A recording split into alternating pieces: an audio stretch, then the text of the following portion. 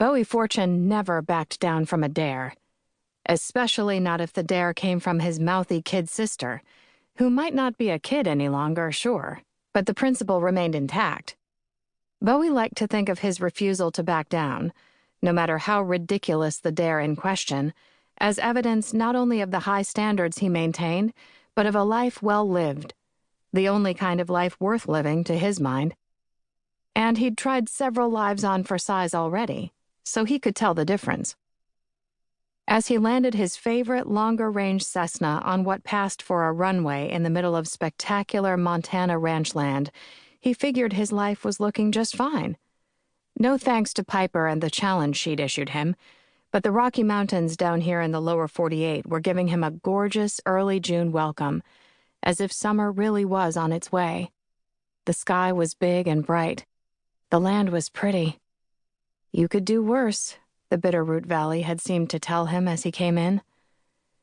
He set the plane down sedately and bumped along the countrified runway that was an upgrade from the gravel he was used to in Alaska. And laughed while he did it, because he laughed a lot more than some people considered appropriate. He laughed more the less appropriate they found it, and because sedate was not really his thing. Mail-order brides weren't really his thing either, but here he was. Bowie normally flew charter flights around the Alaskan bush for folks with a taste for the more thrilling things in life. It was a guaranteed adventure, and also something he would have done as soon as he got his pilot's license, without anyone paying him. That he got to call it his job never failed to make him feel like he was getting away with something. He never forgot for a minute that some poor slobs had to sit in airless offices and go to tedious meetings all day, a fate worse than death as far as he was concerned. But then, Bowie was from Lost Lake, out in interior Alaska, where it was an adventure to survive on any given Tuesday. Not to mention all 10.5 months of winter. He figured growing up off the grid the way he had was what had given him an appetite for taking risks, the way folks in big cities took their buses and subways.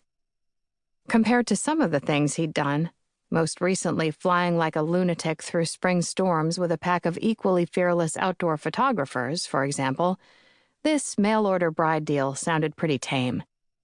What was pretending to be married, pioneer style, for one measly little Alaskan summer with a virtual stranger, next to the thrill of landing on a glacier at 7,200 feet, or playing hide-and-seek in fog and rain with some of the tallest mountains in the world? Piper had dared him to take part in this publicity stunt/contest being put on by a questionable collection of regional locals, mostly because, she'd maintained, he was too unruly and uncivilized to find himself a date, much less a wife. Even if the wife in question was fake and temporary, for the dubious purpose of a little prize money, assuming they won. "I date plenty," Bowie had told her with a grin, sitting at the comfortable family dinner table in his parents' house at the far end of the lake one blustery spring night.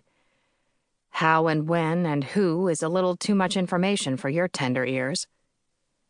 There'd been a lot of snorting at that from the rest of the disreputable humans he claimed as his own, but Piper had only smiled at him in that particularly sisterly way she had, as if she pitied him. It was meant to get his back up, and it did. "You've gone full mountain man, and you don't even know it," she'd said sadly, with a shake of her head.